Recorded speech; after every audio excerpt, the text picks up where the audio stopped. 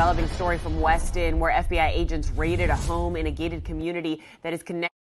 We are following a developing story from Weston, where FBI agents raided a home in a gated community that is connected to a man believed to have funded the assassination of the Haitian president. Local 10's Andrew Perez is live with the latest on this.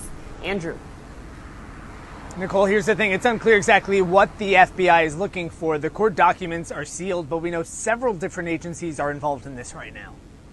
Behind the gates of Windmill Reserve, a community in Weston, a large FBI presence. Agents all wearing gloves, pulling luggage from garages. Their efforts focused on a home that records show is tied to Walter Ventimiglia. He's a mortgage broker, an insurance agent, the president of Worldwide Capital Lending Group, one of several men here in South Florida who authorities believe are tied to the assassination of Haitian President Jovenel Moise. Ventimiglia is believed to have helped financed the killing, loaning money to a security firm in Doral, which reportedly put together a team of Colombian commandos to make it all happen.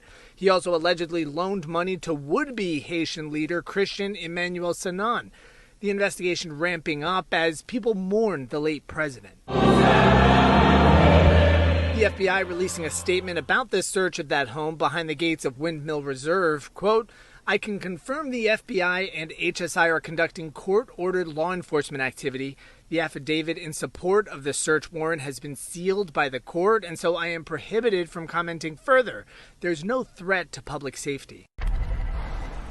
So we haven't heard from Ventimiglia or his attorney today, but Ventimiglia's attorney has said in the past that his client didn't know that that's what the money would be used for, thought that the money would be used to go toward a peaceful transfer of power in Haiti.